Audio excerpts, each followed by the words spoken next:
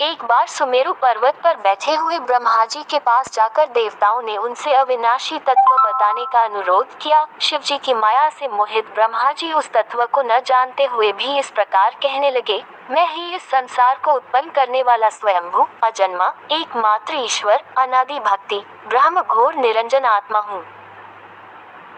मैं ही प्रवृत्ति और निवृत्ति का मूलाधार सर्वलीन पूर्ण ब्रह्म हूँ। ब्रह्मा जी ऐसा कि पर मुनि मंडली में विद्यमान विष्णु जी ने उन्हें समझाते हुए कहा कि मेरी आज्ञा से तो तुम सृष्टि के रचयिता बने हो, मेरा अनादर करके तुम अपने प्रभुत्व की बात कैसे कर रहे हो। इस प्रकार ब्रह्मा और विष्णु अपना अपना प्रभुत्व स्थापित करने लगे और अपने पक्ष के समर्थन में शास्त्र वाक्य उद्धृत करने लगे। अंततः वेदों से पूछने का निर्णय हुआ तो स्वरूप धारण करके आए चारों वेदों ने क्रमशः अपना मत इस प्रकार प्रकट किया। ऋग्वेद जिसके भीतर समस्त भूत निहित है तथा जिससे सब कुछ प्रवत होता है और जिसे परमात्मा कहा जाता है, वह एक रुद्र रूपी है। यजुर्वेद जिसके द्वारा हम वेद भी प्रमाणित होते हैं तथा जो ईश्वर के संपूर्ण यज्ञों तथा योगों से भजन किया जाता है, सबका दृष्टा वह एक शिव ही है। सामवेद जो समस्त संसारी जनों को भरमाता है, जिसे योगी जन ढूंढते हैं और जिसकी भांति से सारा संसार प्रकाशित होता है, वे एक त्रयंबक शिव जी ही हैं। अथर्ववेद जिसकी भक्ति से साक्षात्कार होता है और जो सब या सुख दुख अतीत अनादि ब्रह्म है, वे केवल एक शंकर जी ही हैं। विष्णु ने वेदों के इस कथन को प्रताप बताते हुए नित्य शिवा से रमन करने वाले दिगंबर पीतवर्ण धूलि धूसरित प्रेमनाथ कुवेटाधारी सर्वावेष्टित वृपन वही निसंग शिव जी को पर ब्रह्म मानने से इनकार कर दिया। ब्रह्मा विष्णु विवाद को सुनकर ओंकार ने शिव जी की ज्योति नित्य और सनातन पर ब्रह्म बताया, परंतु फिर भी शिव माया से मोहित ब्रह्मा विष्णु की बुद्धि नहीं बदली।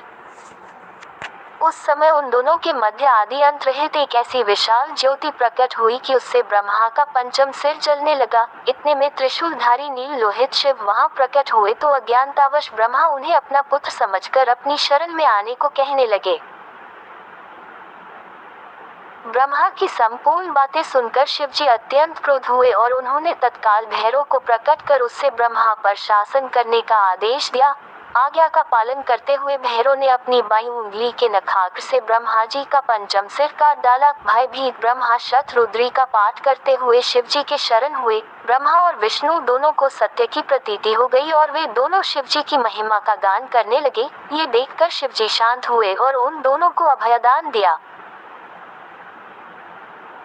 इसके उपरांत शिव जी ने उसके भीषण होने के कारण भैरव और काल को भी भयभीत करने वाला होने के कारण काल भैरव तथा भक्तों के पापों को तत्काल नष्ट करने वाला होने के कारण पाप भक्षक नाम देकर उसे काशीपुरी का अधिपति बना दिया। फिर कहा कि भैरव तुम इन ब्रह्मा विष्णु को मानते हुए ब्रह्मा के कपाल को धारण करके इसी के आश्रय से भिक्षावृत्ति करते हुए वाराणसी में चले जाओ। वहाँ उस नगरी के प्रभाव से तुम ब्रह्म हत्या के पाप से मुक्त हो जाओगे। शिव जी की आज्ञा से भैरव जी हाथ में कपाल लेकर ज्यों ही काशी की ओर चले, ब्रह्म हत्या उनके पीछे पीछे हो चली। विष्णु जी ने उनकी स्तुति करते हुए उनसे अपने को उनकी माया से मोहित न होने का वरदान मांगा। विष्णु जी ने ब्रह्म हत्या के भैरव जी के पीछा करने की माया पूछना चाही तो ब्रह्म हत्या ने बताया कि वह तो अपने आप को पवित्र और मुक्त होने के लिए भैरव का अनुसरण कर रही है। भैरव जी ज्यों ही काशी पहुंचे त्यों ही उनके हाथ से चिमटा और कपाल छूटकर पृथ्वी पर गिर गया और तब से उस स्थान का नाम कपाल मोचन तीर्थ पड़ गया। इस तीर्थ में जाकर सविधि पिंडदान और देव पितृ तर्पण करने से मनुष्य ब्रह्म हत्या के पाप से निवृत्त हो जाता है।